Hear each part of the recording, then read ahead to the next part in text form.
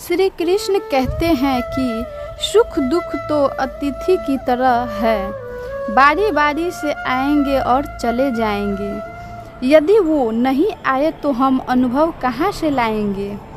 खामोशी से भी कर्म होते हैं, मैंने देखा है पेड़ों को छांव देते हुए। गुस्सा आए तो रुकना सीखो, भरोसा भगवान पर रखना, लोगों पर नहीं, क्योंकि धोखा लोग देते हैं, भगवान नहीं। आजकल धोखा भी बड़े ध्यान से देते हैं, इधर प्यार जताकर और दिल कहीं और लगाते हैं। अब डर सा लगता है उन लोगों से जो कहते हैं मेरा यकीन करो, मैं हर दुख में तेरा साथ दूंगा। जिस्म पर जख्म दे दो चले जाएगा, लेकिन आत्मसम्मान पर खरोच बिल्कुल भी बर्दाश्त नहीं है। खुलकर जीना है तो कभी किसी पर मत मरना, कि तुम्हें याद करे कुछ दिन खामोश रहकर देखो उसकी ज़िंदगी में आपकी कितनी वैल्यू है।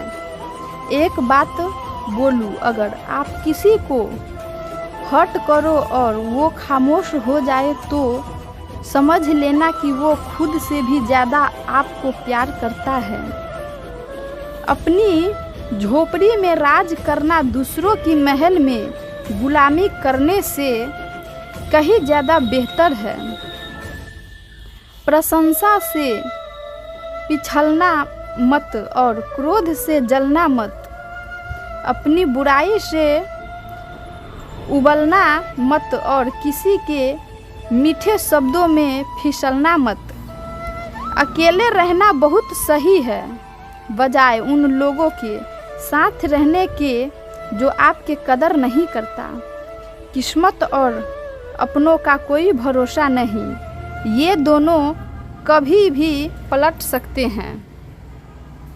नरम दिल के लोग जल्दी रो देते हैं, जल्दी रूठ जाते हैं और जल्दी से मान भी जाते हैं।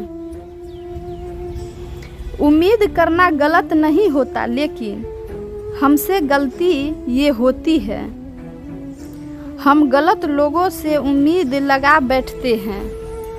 शब्द का एक अपना ही स्वाद है, बोलने से पहले खुद चख लेना चाहिए। अगर खुद को अच्छा ना लगे तो दूसरों को कैसे अच्छा लगेगा।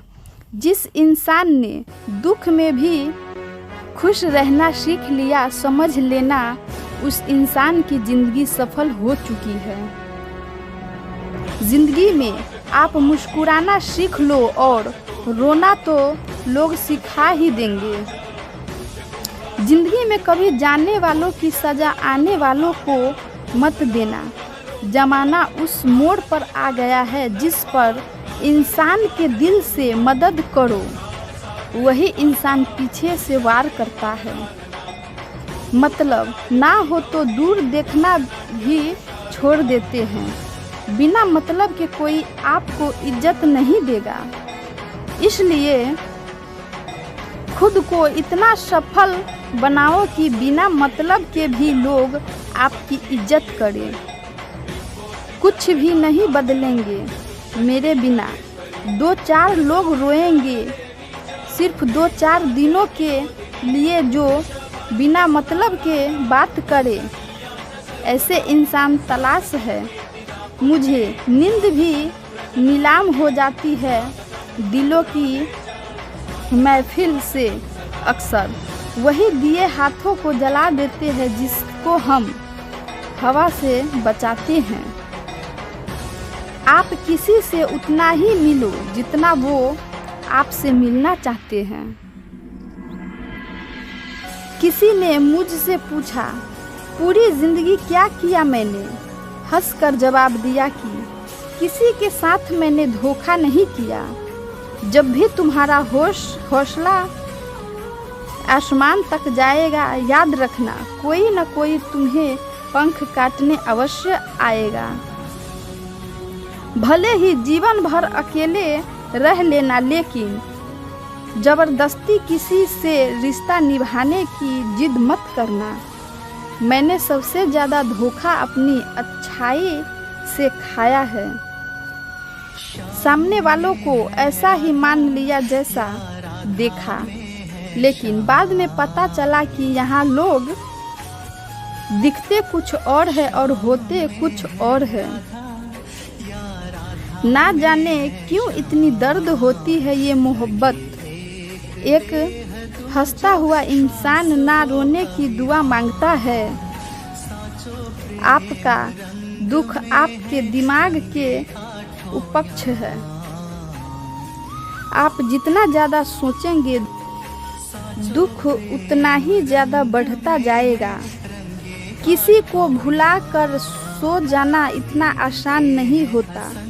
मैं तो इसके लिए चुप हूँ कि कोई तमाशा न बने, और तुम समझते हो कि कोई शिकायत नहीं है तुमसे।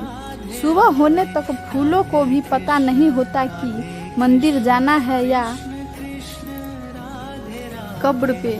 श्री कृष्ण कहते हैं, ऐसा सच जरूर बोलो जो कड़वा लगे, लेकिन ऐसा झूठ कभी नहीं बोलो जो सच्चा लगे। अपने जीवन में कभी भी ना किसी को आनंद में वचन दे, ना क्रोध में वचन दे, ना ही दुख में निर्णय ले। गीता में लिखा है, यदि कोई आपको अच्छा लगता है तो अच्छा वो नहीं, अच्छे आप है, क्योंकि उसमें सच्चाई देखने वाली नज़र आपके पास है। अपनी पीड़ा के लिए संसार को दोष मत दो, अपने मन को समझाओ। तुम्हारे मन का परिवर्तन ही तुम्हारे दुखों का अंत है। सोच और नियत अच्छी रखिए, फिर आपके कष्ट प्रभु दूर करेंगे। लोग अपने शरीर को सुंदर बनाने में लगे रहते हैं, पर आत्मा की सुंदरता शरीर की सुंदरता से कहीं ज्यादा महत्वपूर्ण है। शरीर तो नश्वर है, मिट्टी ही तो है और मिट्टी में ही मिल जाता है। भरोसा जीता जाता है, मांगा नहीं जाता। ये वो दौलत है जिसे पाया जाता है, कमाया नहीं जाता। भोजन की कीमत समय को होती है और भगवान की कीमत दुख के साथ में होती है।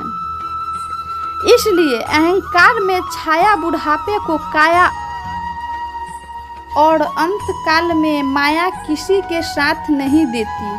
श्री कृष्ण कहते हैं, क्षमा दुनिया का बहुत कीमती ही चीज है, लेकिन इस क्षमा का कब और कैसे प्रयोग करना है ये बहुत ही आवश्यक है। पहला, अगर आपसे कोई अपराध हो जाए तो तुरंत क्षमा मांगना।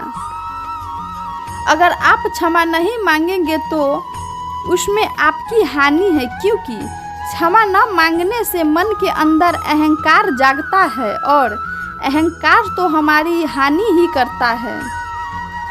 दूसरा, अगर कोई आपसे अपराध करे और अपराध में क्षमा भी ना मांगे तो उसे क्षमा मत कीजिए, क्योंकि क्षमा अत्यंत अनमोल है। बिना मांगे किसी को क्षमा देना आवश्यक नहीं।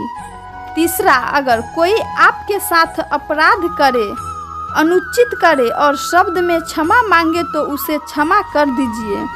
इससे आपकी भीतर की करुणा जागेगी, प्रेम जागेगा और ये आपके लिए शुभ ही है। श्री कृष्ण कहते हैं, बात करने से उसकी खुशी दुगुनी हो और दुख आधा हो जाएगा, वो ही अपना है। जब वो संतुष्ट नहीं होता तो क्रोध जन्म होता है। काम, क्रोध, लोभ तीनों के रहस्य के आकार लोग पाप करता है। बोलना तो सभी जानते हैं, लेकिन कब और क्या बोलना है ये बहुत कम लोग जानते हैं।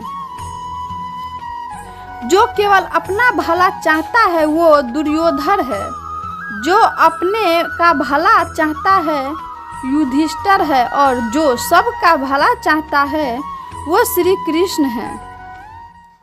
इस दुनिया में कोई भी व्यक्ति ऐसा नहीं है जिसके पास समस्याएं ना हो, और ऐसी कोई समस्या नहीं है जिसका समाधान ना हो।